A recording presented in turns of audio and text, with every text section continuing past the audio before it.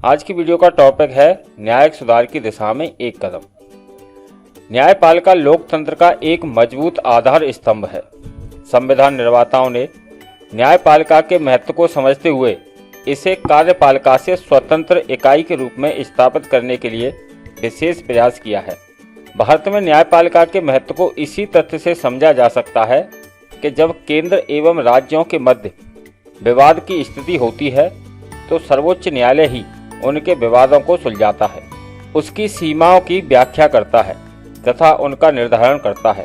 साथ ही साथ मौलिक अधिकारों का संरक्षण करने के लिए प्रलेख जारी करने की शक्ति भी उच्चतम न्यायालय व उच्च न्यायालयों को प्रदान की गई है। न्यायपालिका के उक्त स्वरूप को देखते हुए ही आम जनता के बीच न्याय के मंदिरों के प्रति अच्छी धारणा आज भी बनी हुई है। वर्तमान समय में देश में न्यायपालिका ही एकमात्र विश्वसनीय संस्थान जान पड़ती है, लेकिन पिछले कुछ वर्षों में कुछ ऐसे मामले सामने आए हैं जिन्होंने न्याय के मंदिर की शुचिता पर प्रश्न खड़े कर दिए हैं।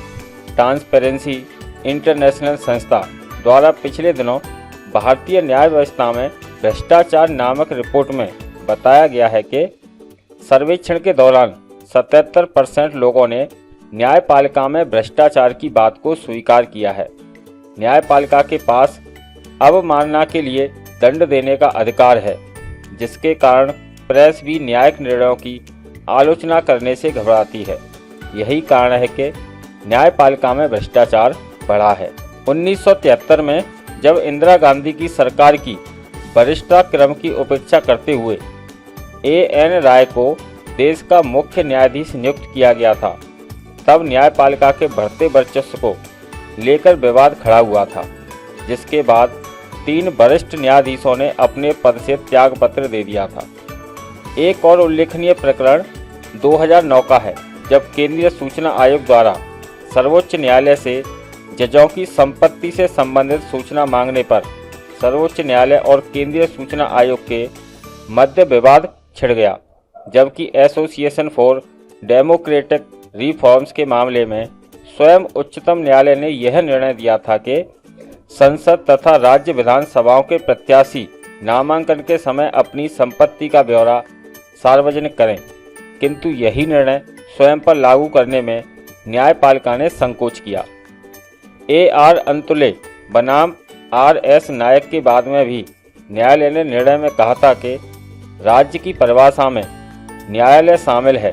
भारतीय दंड संहिता की धारा 21 में भी न्यायाधीश को एक लोक सेवक माना गया है, लेकिन जहां सूचना के अधिकार की बात आती है, न्यायाधीशगण स्वयं को लोक सेवक मानने से इनकार कर देते हैं। सन 1997 में न्यायमूर्ति J.S. वर्मा की खंडपीठ ने एक प्रस्ताव पारित करते हुए कहा था कि उच्च एवं उच्चतम न्यायालयों में सुधार की दिशा में तथा पारदर्शिता लाने की दिशा में यह एक बड़ा कदम था। इस प्रस्ताव के संदर्भ में केंद्रीय सूचना आयोग ने सर्वोच्च न्यायालय से सूचना मांगी थी, किंतु तत्कालीन न्यायाधीश K.G. बालकृष्ण ने यह कहते हुए बहस छेड़ दी कि सर्वोच्च न्यायालय सूचना के अधिकार से बाहर है तथा उन्हें अपनी संपत्ति की घोषणा करने का निर्देश नहीं दिया जा सकता है।